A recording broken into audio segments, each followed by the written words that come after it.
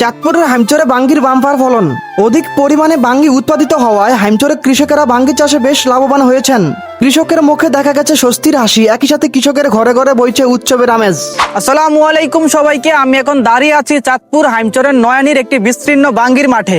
নদী বাঙ্গন, লোনামাটি আর সংগ্রামের গল্পে পরিচিত আমাদের হাইমচর, কিন্তু এবার সেই হাইমচরে লিখেছে এক নতুন সাফল্যের ইতিহাস।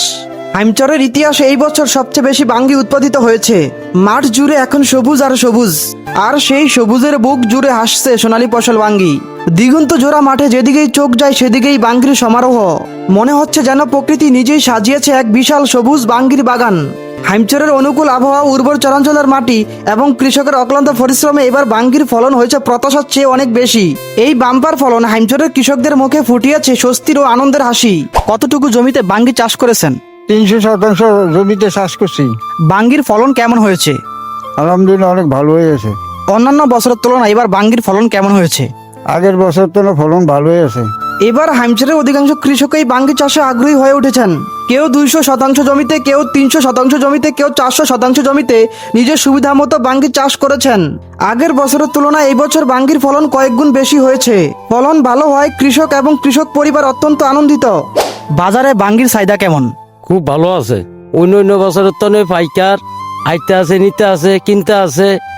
আমরা বেশ আনন্দ হইতে আছি। বাঙ্গি চাষে আপনাদের লাভ কেমন হচ্ছে? ইনশাল্লাহ অনেক ভালো, অনেক ভালো, অনেক ভালো। অন্য বছর অনেক ভালো আমরা লাভবানে আছি ইনশাল্লাহ। আমাদের পর্যাপ্ত পরিমাণ বাঙ্গি হয়েছে, আমরা খুব আনন্দিত ভাবে বাঙ্গি ব্যস্ত আছি। এখন পর্যন্ত আপনারা কেমন বাঙ্গি বিক্রি করেছেন এবং খেতে কিরকম বাঙ্গি রয়েছে? আমরা যা অনেক 1 মাস ধরে আমরা এই বাঙ্গি ব্যস্ত আছি। আমাদের বহুত মাল খেতে রয়ে গেছে, পাইকার আইতে আছে, নিতে আছে, ব্যস্ত আছি। বাঙ্গি আমাদের সবার পরিচিত একটি সুস্বাদু ও জনপ্রিয় ফল। হাইমচরের বাঙ্গি অত্যন্ত মিষ্টি, সুস্বাদু ও মানের দিক থেকে ভালো হওয়ার কারণে সারা দেশে এই বাঙ্গির ব্যাপক চাহিদা রয়েছে। হাইমচরের বাঙ্গি এখন শুধু হাইমচরের মধ্যেই সীমাবদ্ধ নয়, হাইমচর ছাড়িয়ে, চাঁদপুর ছাড়িয়ে দেশের বিভিন্ন অঞ্চলে পৌঁছে যাচ্ছে।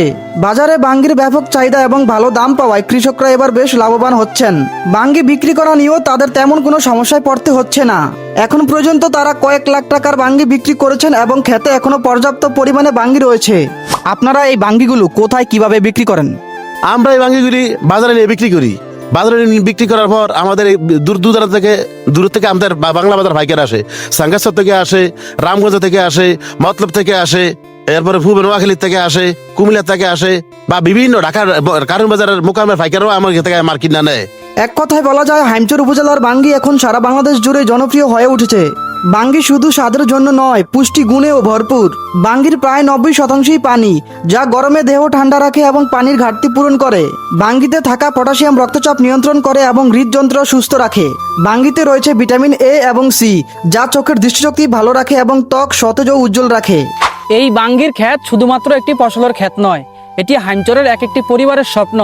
এখান থেকে চলে ছেলেমেয়েদের পড়াশোনার খরচ, চলে সংসারের খরচ, বেঁচে থাকার নতুন এক ভবিষ্যতের আশা জন্মায়। নদী ভাঙ্গনের সাথে প্রতিনিয়ত লড়াই করা হাইমচর আজ প্রমাণ করে দিল, মাটিকে ভালোবাসলে, পরিশ্রম করলে সাফল্য একদিন ধরা দিবেই। হাইমচরের বাঙ্গির এই বাম্পার ফলন বাংলাদেশের গ্রামীণ শক্তি এবং কৃষকের জয়ের এক জীবন্ত উদাহরণ। আজকের মতো বিদায় নিচ্ছি। সবাই ভালো থাকবেন, সুস্থ থাকবেন। আল্লাহ হাফেজ।